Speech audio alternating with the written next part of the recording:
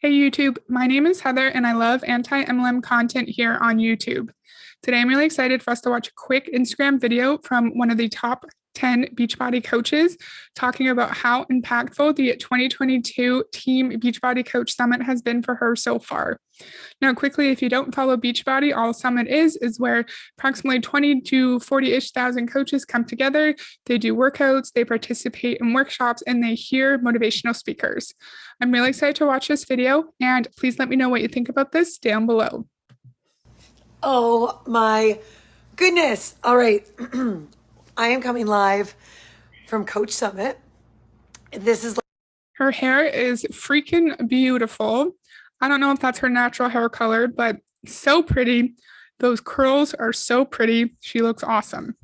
like underwhelming because I'm coming from my hotel room. And it was so interesting. We did super workout this morning. We had so many speakers. Super workout, that's when most of the attendees at Beachbody Summit will come together. It's in St. Louis, and they will block off entire street, and all 20 to 30,000 people will work out to each of the super trainers in Beachbody. Each one of them will have 5 or 10 minutes. I've seen posts on Instagram talking about how coaches were waking up at 3 or 4 a.m. so they could get to the very front of the Beachbody super workout so they could be as close as they could be to Carl and all of the super trainers. While I was watching some of those videos and seeing the pictures, I would hate that so much. I would have massive anxiety being in a crowd that big while trying to work out because it's a safety risk, in my opinion. What if someone's arm flies up and hits you in the nose or like knocks you over? I feel like people, I'm probably just overthinking it. I feel like people could hurt themselves in an environment like that. And even though the people are spread out, it's just so many people doing physical activity and moving their bodies around that I'm sure there have been some accidents and people have gotten hurt. What do you think? Hey, Brooke, I'm already losing my voice and I am about to go and speak this afternoon. So I'm so excited. It has been incredible. We had our team party last night, and I will tell you, I was Team parties are another expense for a lot of these coaches. I saw Instagram videos from one of the other top 10 coaches talk about a big lunch for her entire downline. And she didn't say the price, but she said you have to purchase the tickets. And that same coach was saying, if you want to get our team branded sports bra and tank top and t-shirt for the super workout, you have to do that too. We want everyone at the team lunch to be wearing pink so we can rep our team. So I don't have a nice formal pink outfit for a fancy lunch. I would have to go out and buy the pink outfit.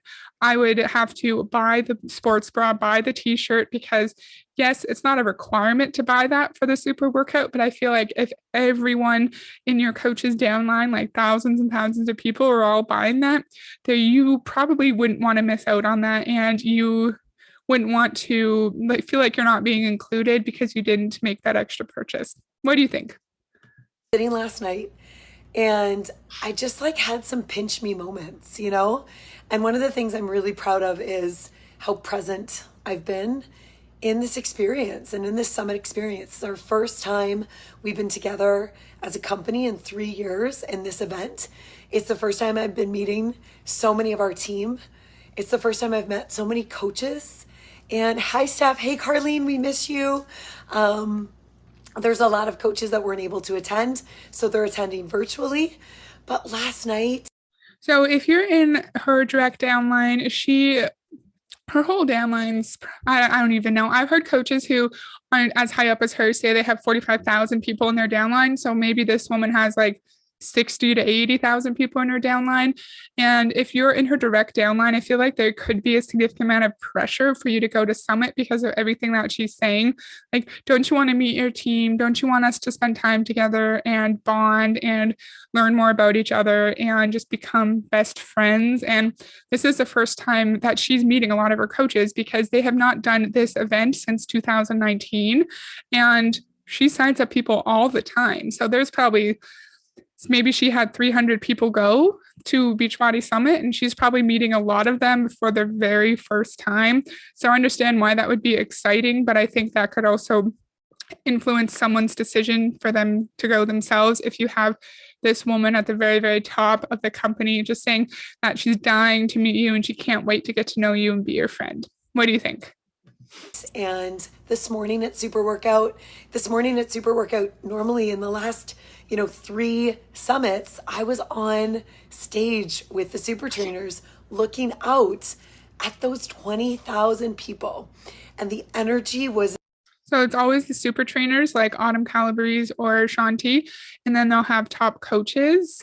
And then sometimes they have the spouses of the top coaches who do the workouts with the super trainers, which I don't really get because they're not coaches. A lot of these people aren't.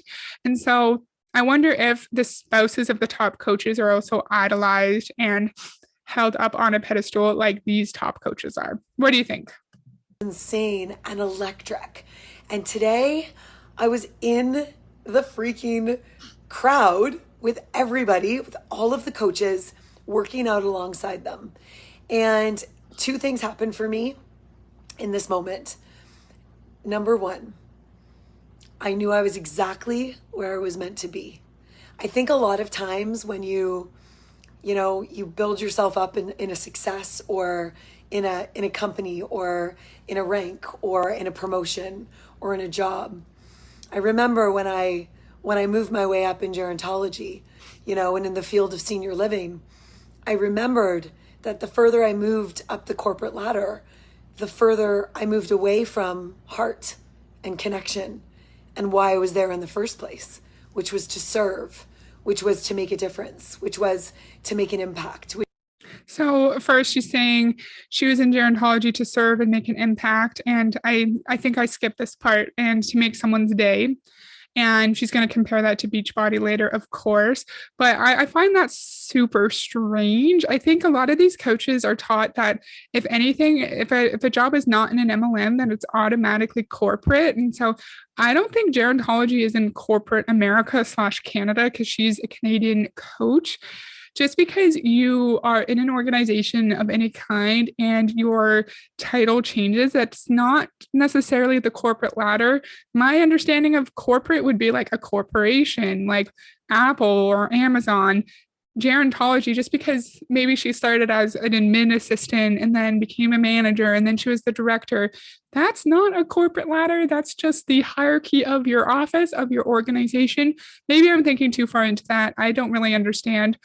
Also, she's saying the higher she got up in the corporate ladder in gerontology, the less of an impact she felt she was making. And I get that. And I also don't get it at the same time. Because say if you were a project coordinator and you were working with the seniors all the time and you knew their stories and you knew their names and you saw them every single day, and then you get a promotion, you're not going to be seeing the seniors every single day, but you're going to be doing all the background work to make the programs possible, right? And to make sure that they're being impacted on a daily basis by your staff. So you might be hiring the people who have the right qualifications, the right personalities, the right demeanor about them to be effective individuals who work with seniors. You'll be making sure all your programs have the appropriate funding and everything set up, and that the seniors who use your programs are safe and healthy. And that's also having an impact. It's just not a frontline impact. I know I'm probably overthinking this, but what do you think? Which was to make someone's day. And today, being in community, being beside our team, being there with them was so incredibly powerful, because I believe in this thread and needle connection. Right? I believe the more you can keep your feet on the ground and your head in the clouds and your hand on your heart, gosh, that is what this is about for me, right? So she said being in community, being beside her team was just so impactful. So what she said in gerontology, she is at the very, very top of Beachbody. And unlike in gerontology, she was able to work alongside the people who are lower down in the hierarchy and make a real impact in their lives and make their day, right? I don't like that. You're not in Beachbody to make someone's day. If you were in Beachbody, her or anyone else to do that, you know that that's not why you do it. Sorry, that didn't make sense. If you wanted to make an impact, I think this individual would have stayed in gerontology and made sure that she was making an impact in the lives of the seniors that she was serving. She would not have joined a multi-level marketing company where she has to know that the vast majority of people in her downline aren't making any money and they could do exactly what she tells them to do every single day. And they're still not going to recruit anyone. They're still not going to cycle, get a matching bonus, and they're still going to go into significant debt. Sorry, that sentence I said a few seconds ago made no sense. And then the keep your feet on the ground and your head in the clouds.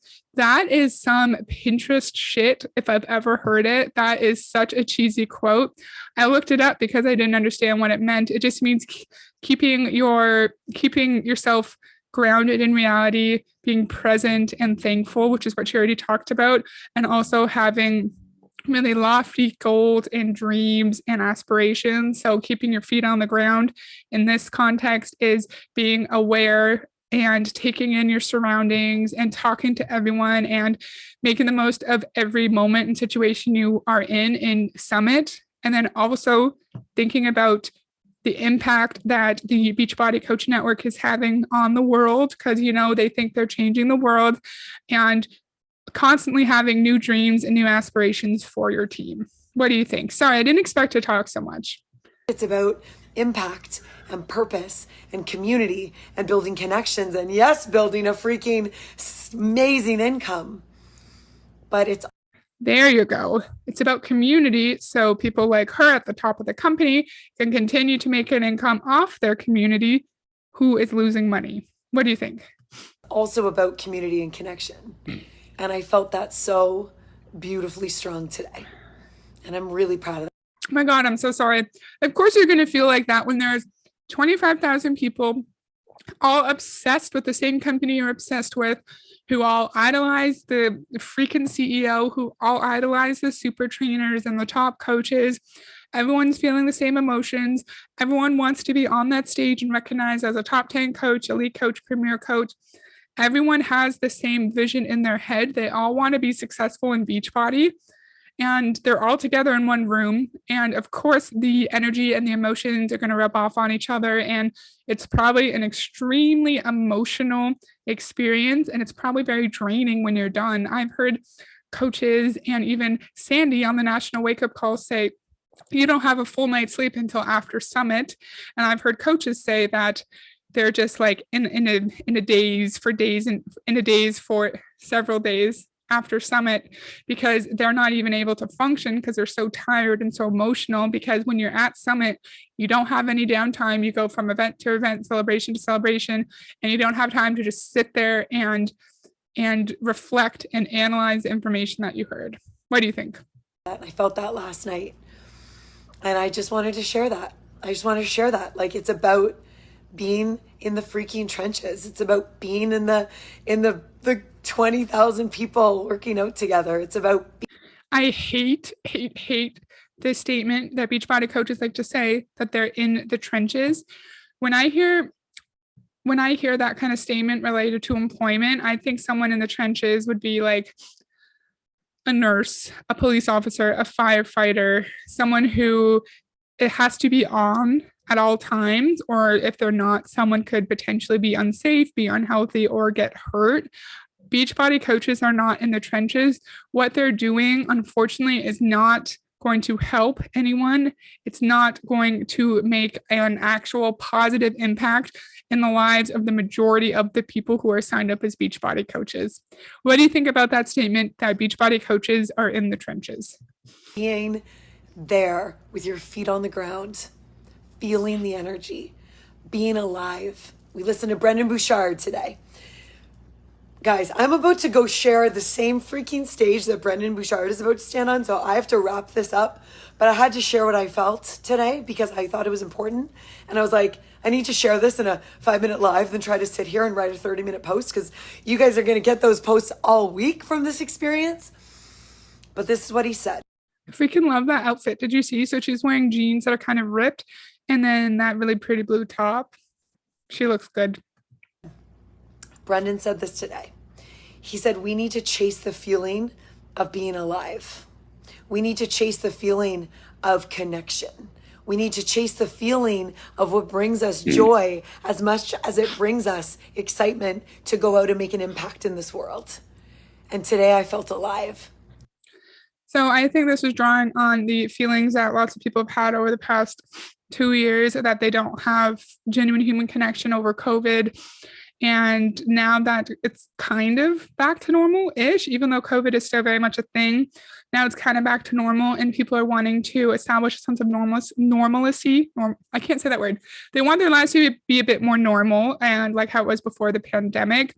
And this is a really good FOMO tactic. Like, look, you want your life to be back to normal. You come here, feel the love and support of 25,000 other people who all have the same goals as you. And then you're going to be successful. You're going to feel fulfilled and inspired in your life. What do you think about that? So alive. This whole last few days, I have felt so electric and so connected and so excited about what's coming and how I get to continue to build and scale this business, both from serving my clients, but also from helping women and men that want to build beautiful, profitable, scalable, duplicatable, big businesses that help people change their freaking lives. So during Summit, coaches are taught to go on and use it as a recruitment method. So she's trying to recruit people here by saying, you want to feel alive again, you come here and you'll feel the love of 25,000 other people. She's using it as a way to get her coaches to get to Summit, of course, saying you want to build, scalable, profitable businesses, you have to come to Summit. And she didn't say this, but insinuating you need to come to Summit and learn from the best of the best. And that's the way you're going to be successful. She's recruiting people through like the sense of friendship and connection that she was able to meet all these people for the first time. And she just feels so fulfilled and happy meeting them. There's a lot of, this seems like kind of a harmless video, but if you really listen and think about the motive and why she's saying what she's saying, it's a pitch. It's a Beachbody pitch, in my opinion. My girlfriend Moira said it today. She said, you change a mama, you change a family. You change a mama, you change a family. And that is what I'm so committed to do. And I'm so proud, honestly, to be here. And I'm so proud of our team. Tonight we get to... I'm so sorry for pausing 600,000 times. Moira Kusapa apparently said, you change a mama, you change a family. The quote that I've heard 1,000 times in the MLM context is, you save a mama, you save a family. The change a mama part, first off, why do mamas need changing? You don't need to change every mama. They're doing great the way with what they're doing. And second off, I think it's predatory. It's predatory because you're assuming that women, mothers are missing something in their lives, need to make a change, and you're preying on that need, that desire for all parents, not just mothers, but they're focusing on mothers here, for all parents to be the best parent they can be, to be present with their children and to give their children everything they want. So I think that's an incredibly predatory statement and predatory ideology that unfortunately Beachbody coaches are taught to implement in their own teams, because you're taught that if you're inviting, you are passing on this gift to other people who need a change in their lives, and that you care about the women you're inviting to because you want to save/change a mama so she can be a better parent. What about fathers? Like, you improve the life of a father and then you improve the life of the family. Why is it just mothers? That seems weird. My kids are flying in right now. My kids are on a plane with my brother. And tonight we get to celebrate being I'm just like, and it was so emotional. A 2-time top team for me, but a 3-time top 10 team for Crush Nation. And I'm so excited. And I just feel like we're just getting started. We're just getting started. So I hope this message finds you well in wherever you are in your heart and in your life and in your career and in your relationships, that it's passionate and it's purposeful and it's connected. There's connectedness to it, because I believe that those are so important in this life. So I got work to do. I got to go present. I got to do all the things. I Gotta get changed. I'm gonna wear the pink pants. I'm gonna wear the pink pants. Have you guys seen she's wearing a lanyard? I paused at a bad time and there's ribbons going down the lanyard. You'll see that a lot of the coaches who are at the top of the company, they'll have like 12 freaking ribbons on there and it will have like their rank. It will have whether they're elite, if they're a top 10 coach, it'll have that. If you're a legacy club member, that means you've made a accumulation. I can't talk of $1 million in commissions over the course of your Beachbody career. What else? If you're like a super Success Club All-Star legend, if you've hit Success Club for a certain number of months consecutively, that'll be on it. And so the higher up in the company you are, the longer that ribbon is. Show you this quickly with my hide this little thong thing hanging down. That's a better shot of it. Do you see all those ribbons? Do you see how long it is? If you're like a brand new Emerald coach, you're just going to have, most likely, you're just going to have Emerald on that lanyard. Yeah. And as I said, the higher up you get, the more ribbons you get. I'm going to wear the pink pants. I'm going to wear the pink dress tonight.